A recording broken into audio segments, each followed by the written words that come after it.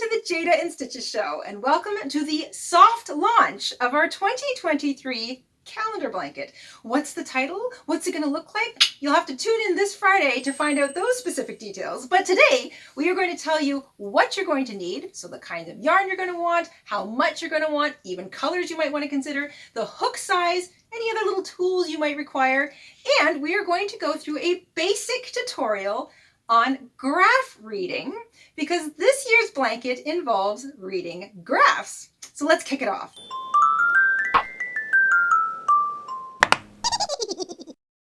First, let's talk tools. You're going to want a pair of scissors, a yarn needle, a regular crochet hook, and some spools. We are going to use a 5.5 millimeter hook. It's also known as an I or a 9. It's the same size hook I use for all the calendar blankets we do around here. The only switch up this year is that you're going to want some spools. Now you can make your own spools. You can use little clothespins like this. We're going to talk about that a little bit more in a moment. You're going to want 6. That's it. And you can make them yourself. And I'm going to show you how you can do that too. Next up, yarn. I'm using a size 4 medium weight acrylic yarn. It's the same kind of yarn I use for all the calendar blankets around here. And if you're going to use a DK weight, which is a little bit lighter in the weight category than this stuff, then we're going to show you how you can make it a little bit bigger or change your stitch count slightly in order to keep it at the same size as the rest of us, or you can just follow along the tutorial as normal and your blanket will be just a little bit smaller. Same thing as all the previous years. How much yarn are you going to need? Well, you are going to want 2 colors per month or for the whole blanket. You are going to always want 1 light color and 1 dark color. I will be using white uniformly throughout the blanket for my light color. Light color, whole blanket, you want 850 yards at least. If you're a loose crocheter, you might want a little more. Dark colors, in total, another 850 yards at least, for a total of 1,700 yards of yarn, just to be on the safe side. Again, that's size 4. Medium weight, acrylic yarn, at least 1,700 yards in total. Half of it will be light, half of it will be dark. Your dark color can vary. You can change it every month if you want, or you can use 1 dark color throughout. So you can use 2 colors and just make it a 2-tone blanket, or if you are busting through your scraps this year, you can change up your light and your dark color per month. That's totally fine. It'll look awesome. It's entirely up to you. And of course, you'll see what I mean when Friday rolls around. All right, we've got one more thing for you today. This second half of the tutorial is actually a tutorial. We are going to do some basic graph reading. I'm going to talk to you a little bit more about the supplies and how to make spools if you haven't already got some lying around. And that'll be our technique tutorial that we can all refer to for the rest of the year. All right, let's grab our hooks. We'll grab some scrap yarn. We'll head on over to the craft table and we will start reading graphs for our 2023 calendar blanket project together. Let's also talk scheduling. This Friday will be the first installment, the January installment of the blanket, but going forward, we're going to revert back to our regular schedule for calendar blankets. So the first Friday of every month will be the next installment of the calendar blanket. Not the first day, the first Friday. So if you see anybody asking, let them know it's always the first Friday of the month that we do our next calendar blanket installment. This year we're going to be doing some graph work, and the graph style we're going to be using is a 1:2 ratio. That means for every row there are 2 stitches. So if there are 6 rows in our little example here, there are 12 stitches across the bottom. We are using the double crochet stitch. So this is the exact same ratio that we actually used when we built the patchwork calendar blanket. So if you did the patchwork squares along with this will feel rather familiar in terms of ratio, size, and scope. We're just going to do a really simple little graph read today. So we're doing 6 rows and we're doing 12 stitches. We're going to talk about how to read it, whether you're left or right-handed, and how to change colors. Some nice tips for that. Usually you've got 2 colors in a graph. You can have a whole lot more, which makes it much more complicated, but we're just going to deal with 2 colors today. And the small amount of color, or the positive space, it helps to have it kind of tied up a little bit on spools. Now there's a lot of ways you can do a spool. You can do what I've done here, which is cut up some cardboard in the shape of a bone. So you have like sort of a larger shape at the bottom and the top, and then a narrower one in the middle, just like a dog bone. And then you slice it at the top and the bottom so that you can kind of stop your yarn from unraveling, just like that. And in this case, because it's a very small little example that we're doing, I've got about 7 or 8 yards wrapped around this little spool. This is another neat idea for spools. These are sort of big clips, or these look familiar to you, most of you, I'm sure, wooden little clothespins. These are also really handy. You can wrap the yarn around the bottom, and you can kind of clip the top or the little edges in the little clip. That also will help keep it from unraveling. So these are also really useful to use as spools if you've got some of them lying around. And for this year's project, you're going to need 6 spools as we go along. But today we're just going to sort of focus on one. I've got 2 colors here. I've got my light, in this case I'm using white, and I'm using purple as my dark. You're also going to need a pair of scissors and a yarn needle, and the hook we're using this year is a 5.5 millimeter, also known as an I or a 9 in the US. All right, let's do a little graph work.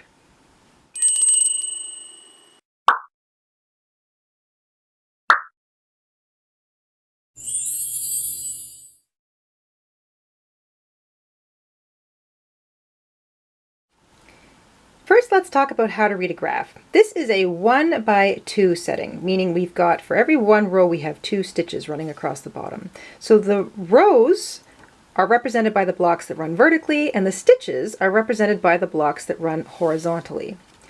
If you're right-handed, you will begin row 1 down here on the bottom right corner. If you are left-handed, you will begin row 1 here in the bottom left corner. Right-handed reads right to left for row 1, left to right for row 2, right to left for row 3, and so on. Kind of like you're going up and across and up and across. That's right-handed. For left-handed, you start in the lower left corner, you read across the bottom left to right, right to left, left to right, right to left, and so on. And because these are mirror image graphs, it doesn't matter what direction you're going, left-handed or right-handed, you'll get the same effect, basically.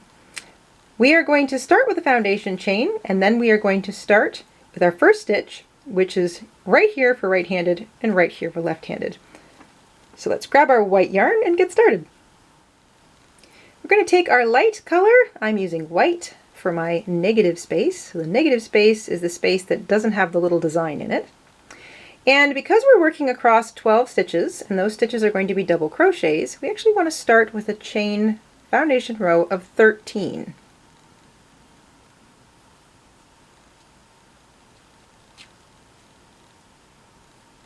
So 13 chains to start with. We're going to be using a chain 2 for turning at the end of every row, and that chain 2 will count as a double crochet. So we're going to skip the first 2 chains from the hook. That becomes our first double crochet. We're going to double crochet into the 3rd chain from the hook. So right away you've got what counts as 2 double crochets. So your chain 2 at the beginning of every row will count as a double crochet throughout this project. And then we double crochet into the next chain, double crochet into each chain thereafter. And what we're doing is following along on the first row of our graph. So right-handed, we started here. This represents our first stitch, which is the chain 2 turning. That counts as a double crochet. And the remaining 11 blocks are all going to be double crochet stitches. If you're working left-handed, this is where your chain 2 will sit, and the remainder of those blocks will be double crochet stitches.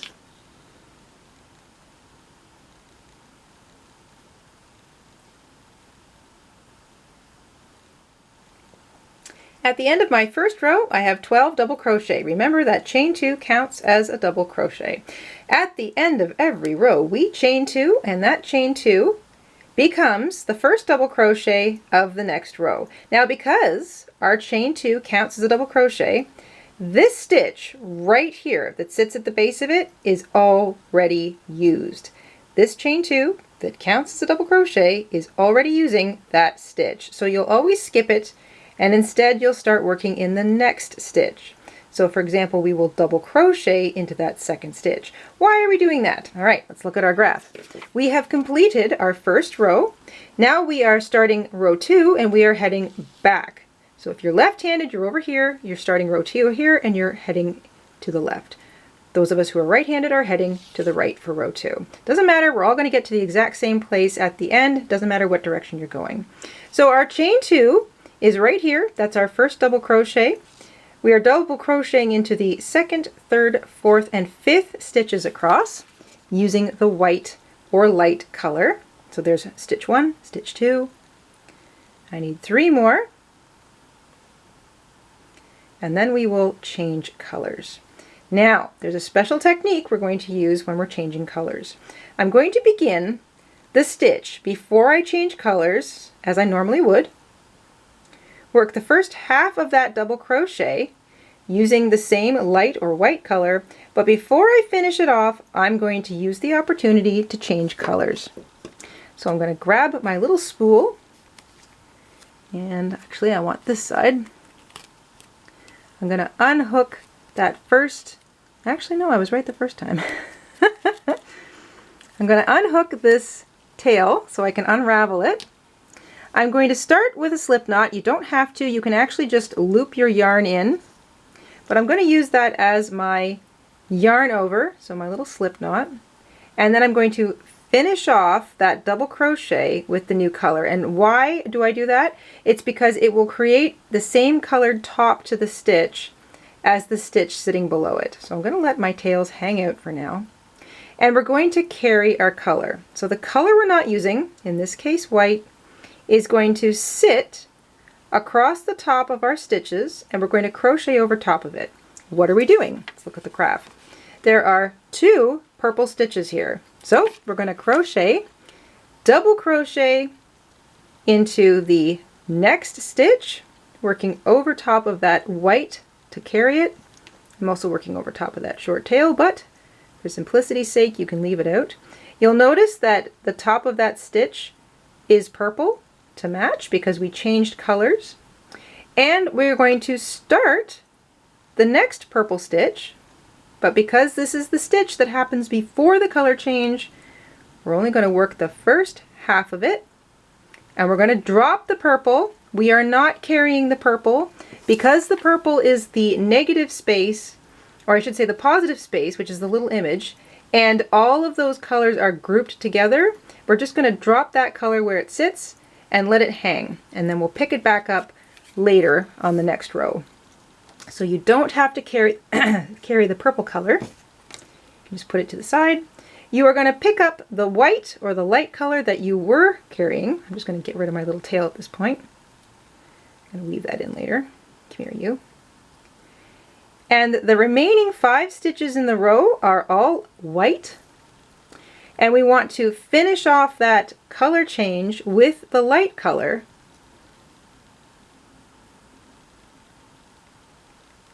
You might find it helpful to work against your surface as you're getting kind of comfortable changing colors. I'm holding it in the air so you can see what I'm doing.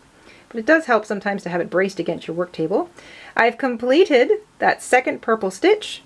I'm not going to work over my short tails. And now I'm going to just finish the row as normal, working 5 double crochet across with the white or light color.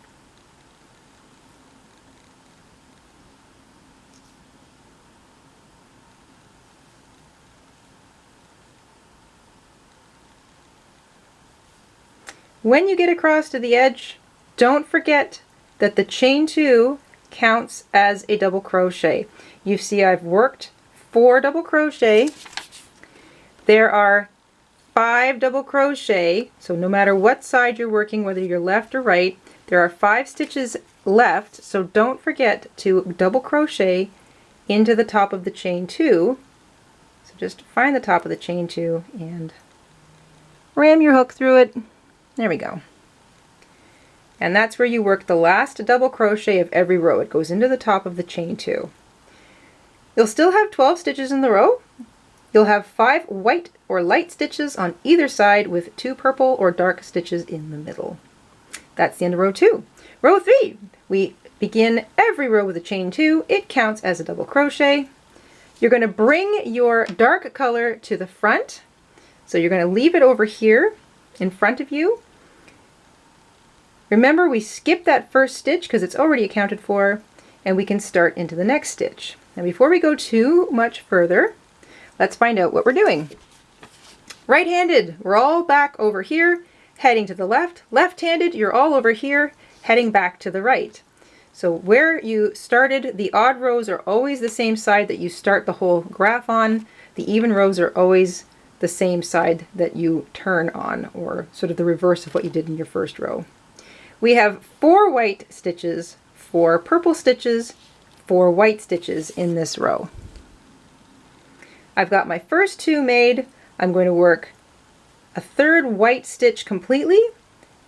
The 4th is the stitch that happens before the color change, so I start it, but I don't finish it. Instead, I come find my purple, which is all the way over here, and I don't want to pull too tightly, but I want to lay my white down, make a nice, easy-going finish of that stitch with my purple, not pulling it too tightly. You see it kind of goes up on an angle. It's okay, we're going to work over top of that. Here is our next stitch. Right here. We don't want to miss it. We're working over top of our dropped light color. We always work over top of the light color to carry it. We are going to double crochet into the next 4 stitches. I've worked over top of that little curve of the dark. I'm going to do these 2 and then this one over here, carrying my white as I go. So I'm double crocheting right over top of that yarn.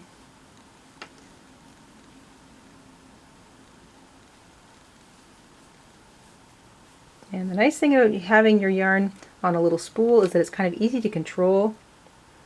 I'm going to start the 4th stitch with the dark, but I'm not going to finish it because this is the stitch that happens before the color change.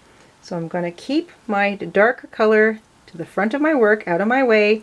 I pick up my light color because I carried it. It's right where I need it to be. I'm going to finish that stitch off. There we go. And then I have 4 more stitches in white, or the light color, to finish off the row.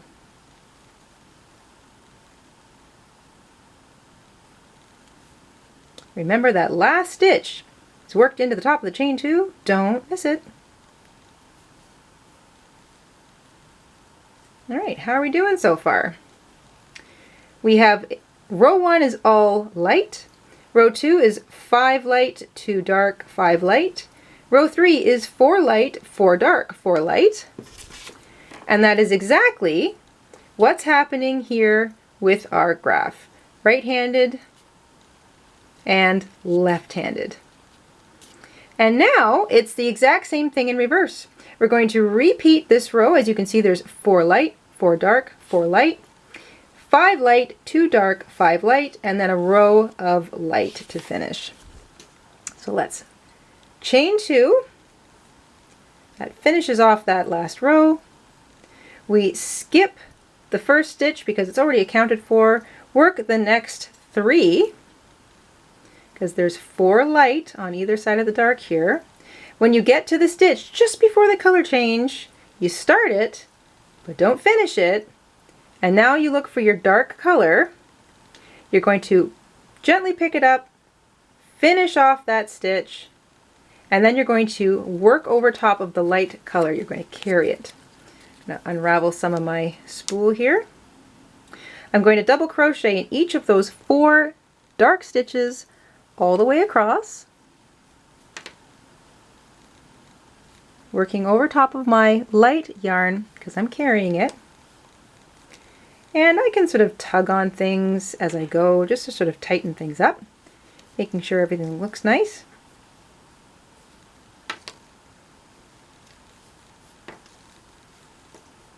Oops, see what I did there? That's my last dark stitch and I completed it. It's an easy thing to do when you get into the rhythm of crochet. What I do want to do is half work it, drop it, pick up my light color and finish that stitch with the light color.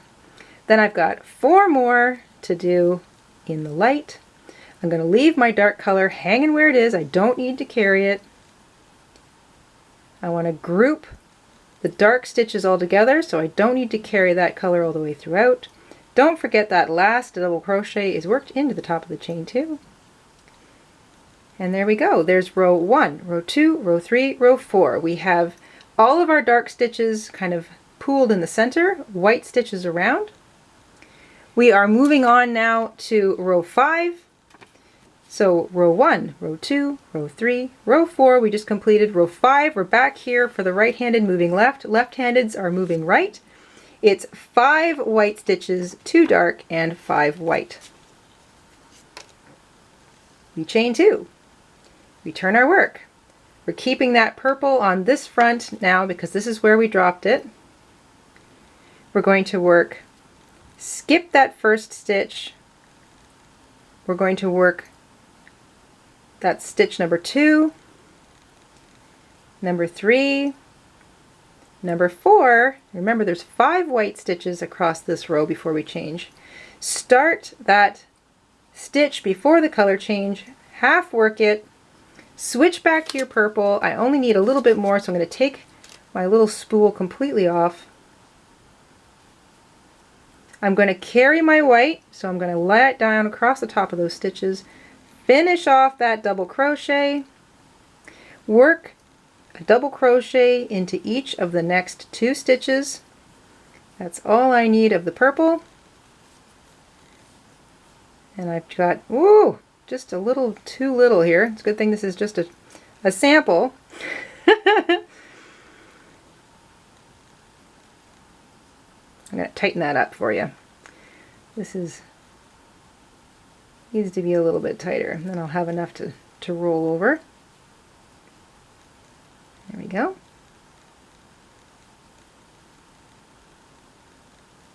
All right, let's try that again. I'm going to tighten those up. That'll give me enough to continue with.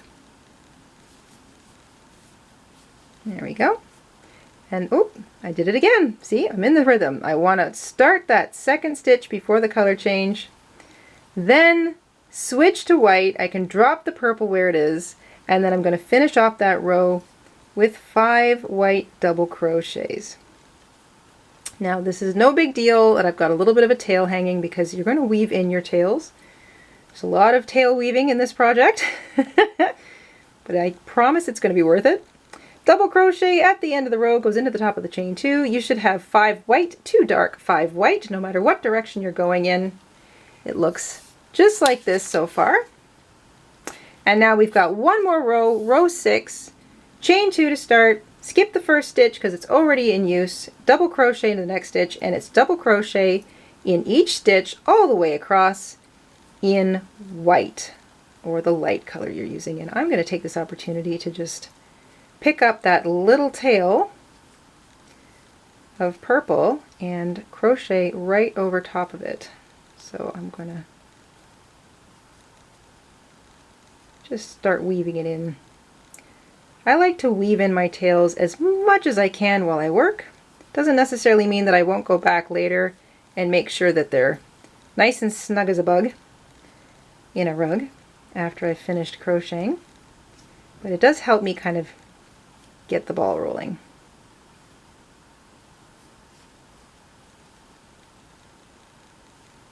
Alright, the last double crochet, number 12, is worked into the top of the chain 2. And how did we do? We have 6 rows by 12 stitches. There are 12 stitches in every row, 6 rows in total, and we have followed our little graph. Rows 1 and 6 are solid white. Rows 2 and 5 have 2 little purple stitches in the middle, and rows 3 and 4 have 4 purple stitches in the middle.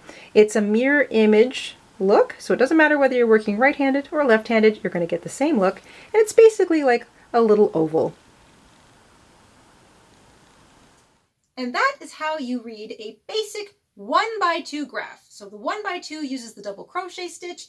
It is a 1-to-2 ratio, just like our patchwork calendar blanket was, and it's not difficult. We covered changing colors, we covered carrying colors, those are both very important little tips for this year, and basically how to read in what direction a graph. So we will be referring back to this tutorial all year long. And speaking of all year, we will see you this Friday for the official launch and the January installment of our 2023 calendar blanket. I hope you're all excited and looking forward to it because we sure are. And until then, stay safe, stay crafty, grab your supplies, and we'll see you Friday. Bye, guys! Hi, everybody. Mr. InStitches here. Thank you for watching today. Here are some of our other videos you might be interested in. Oh, and don't forget to subscribe.